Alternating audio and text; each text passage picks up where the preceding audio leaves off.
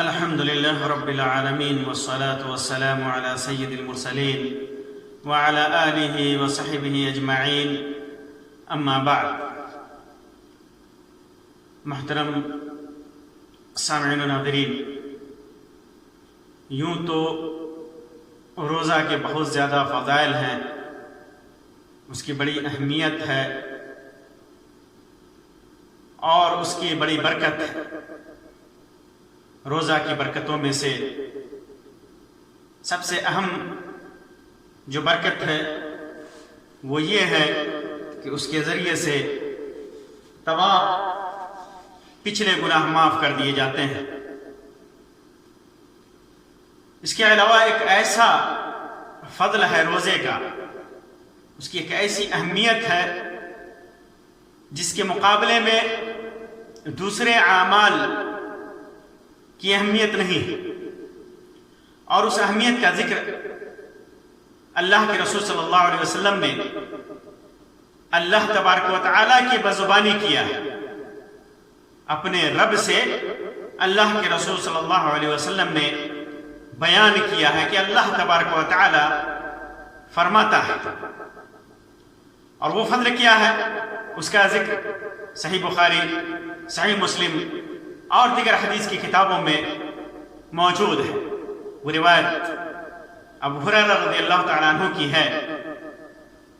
فرماتے ہیں کہ اللہ کے رسول صلی اللہ علیہ وسلم نے اپنے رب سے روایت کیا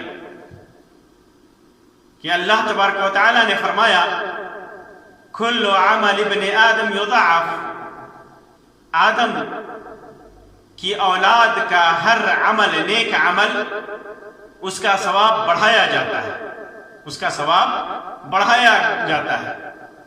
بعض روایتوں میں آتا ہے بعشر امثالہ، 10 گنا تک اس کا ثواب 10 گنا تک بڑھایا جاتا ہے. یضاعف الحسنۃ 10 امثالها الى 700 ضعف. فرمایا اللہ کے رسول صلی اللہ علیہ وسلم نے کہ نیکیاں 10 گنا تک بڑھائی جاتی ہیں، 10 گنا سے لے کر 700 ضعف، 700 گنا تک نیکیاں 700 گنا تک بڑھائی جاتی ہیں.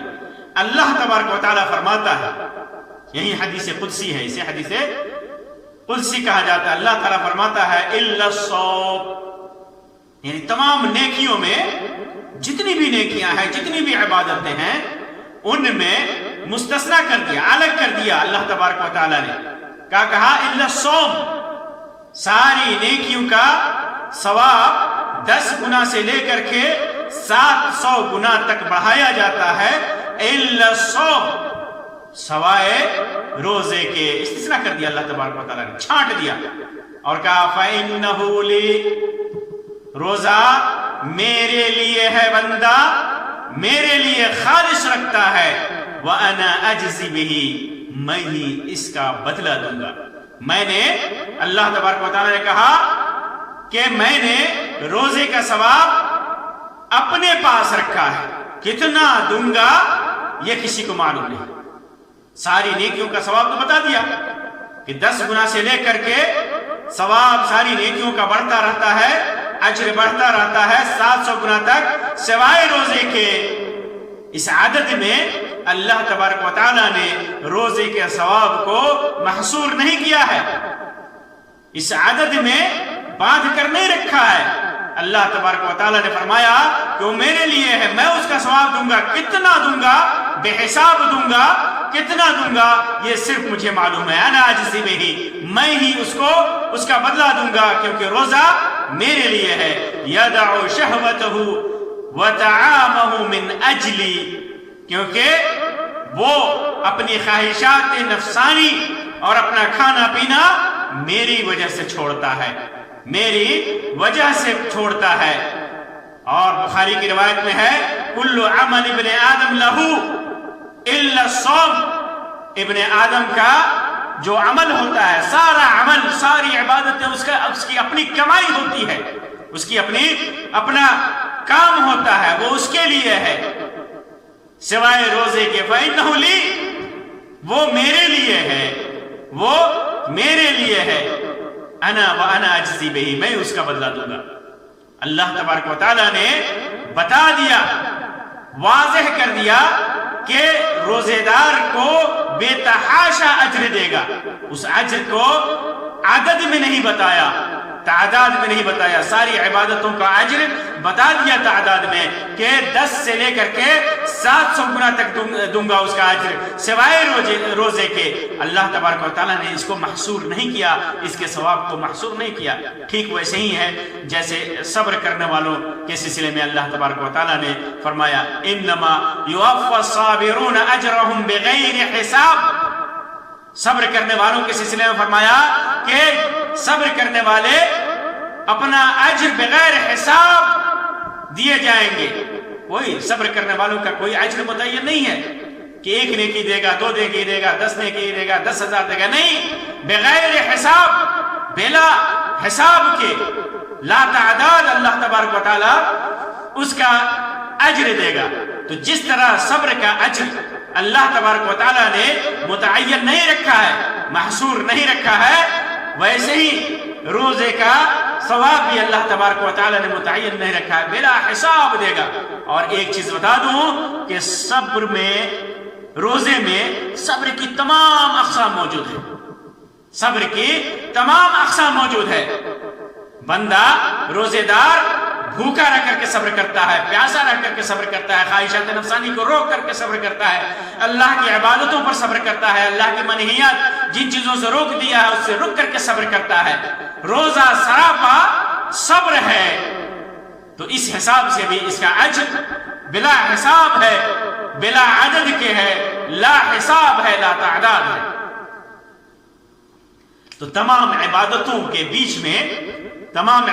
کے بیچ میں روزہ کی ایک یہ فضیلت اور یہ خاصیت بیان کی گئی۔ اللہ تبارک و تعالیٰ نے اس کی فضیلت اور خاصیت بیان کی۔ الصوم لی وانا اجزی بہ، اس کا روزہ میرے لیے ہے، میں اس کا بدلہ دوں گا۔ ساری عبادتوں کا بدلہ تو اللہ تعالیٰ ہی دیتا ہے، ساری نیکیوں کا بدلہ تو اللہ تبارک و تعالیٰ ہی دیتا ہے، تو خصوصی طور پر روزے کے لیے کیوں کہا؟ علماء نے اس کے، اہل علم نے اس کی بے شمار تعویلیں کی ہیں، بہت ساری جوابات دیے ہیں، جن میں سے چند میں آپ کے سامنے ذکر کرنا مناسب سمجھتا ہوں۔ الصوم لی وانا اجزی بہ، اللہ تبارک و تعالیٰ نے فرمایا کہ الصوم لی وانا اجزی بہ، روزہ میرے لیے ہے، میں اس کا بدلہ دوں گا۔ تمام اعمال ابن آدم، جو بھی نیک عمل کرے گا، ابن آدم آدمی جو بھی نیک عمل کرے گا اس کے اندر قصاص لاگو ہوتا ہے، اس کے درمیان اور مظلوم کے درمیان۔ کسی آدمی نے نماز پڑھی، حج کیا، زکوٰۃ دیا، نیکیاں کی، لیکن کسی کے اوپر اس نے ظلم کیا ہے، کسی کے اوپر اس نے ظلم کیا ہے، تو مظلوم کے لیے اس ظالم سے جو بے شمار عبادتیں کیے ہوا ہے قصاص لیا جائے گا، بدلہ لیا جائے گا۔ کب؟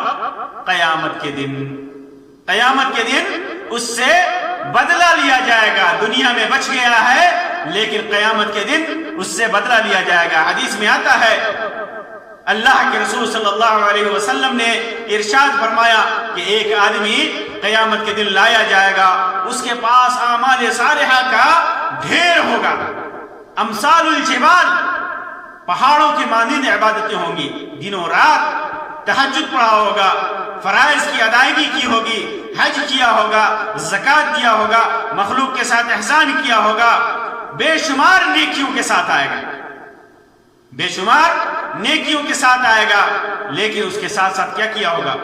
قد شتم ھذا ویاتی قد شتم ھذا، اس حالت میں آئے گا کہ کسی کو گالی دیا ہوگا، ایک آدمی کو گالی دیا ہوگا، وضرب ھذا، اس کو مارا ہوگا، واکل مال ھذا، اس کی دولت چھین کر کے کھائی ہوگی، فیؤخذ لہذا من حسناتہ ولہذا من حسناتہ، تو اس کو اس کی نیکیوں میں سے لے کر کے جو نیکیوں کا پہاڑ لے کر کے آئے گا، بے شمار نیکیاں لے کر کے، اس کی نیکیوں میں سے لے کر کے اس کو دیا جائے گا، اس کو دیا جائے گا، جتنا بھی ظلم کیا ہوگا اس ظلم کے حساب سے اس کو دیا جائے گا، حتی اذا فنیت حسناتہ، یہاں تک کہ جب اس کی نیکیاں ختم ہو جائیں گی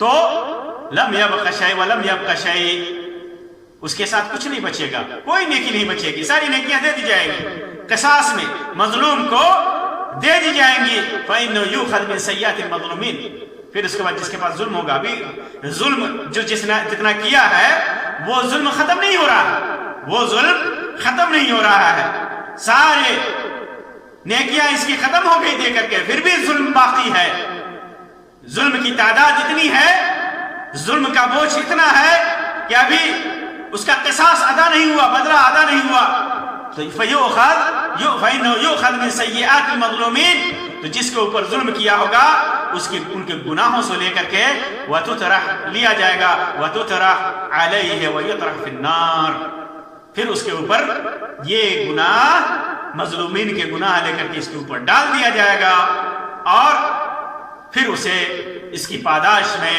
جہنم میں ڈال دیا جائے گا، جہنم میں ڈال دیا جائے گا۔ تو ساری عبادتوں، ساری نیکیوں کا مظلومین کے لیے قصاص لیا جائے گا، بدلہ لیا جائے گا، وہ نیکیاں ختم ہو جائیں گی، وہ نیکیاں اس سے چھن جائیں گی، خوب محنت کیا ہے لیکن ساری نیکیاں چھن جا رہی ہیں، الا الصیام، علماء کہتے ہیں سوائے روزے کے، سوائے روزے کے، فإنه لا يؤخذ للغرماء يوم القیامہ، قیامت کے دن مظلومین کے لیے جن کے اوپر ظلم کیا ہے، جن کا بدلہ بنتا ہے، ان کے لیے روزہ سے نہیں لیا جائے گا، روزہ سے نہیں لیا جائے گا، بلکہ روزہ کو اللہ تبارک و تعالی ذخیرہ بنا کر کے رکھے گا روزے دار کے لیے، روزہ کو روزے دار کے لیے ذخیرہ بنا کر کے رکھے گا اور اسی کو بدلہ دے گا، اسی کو بدلہ دے گا۔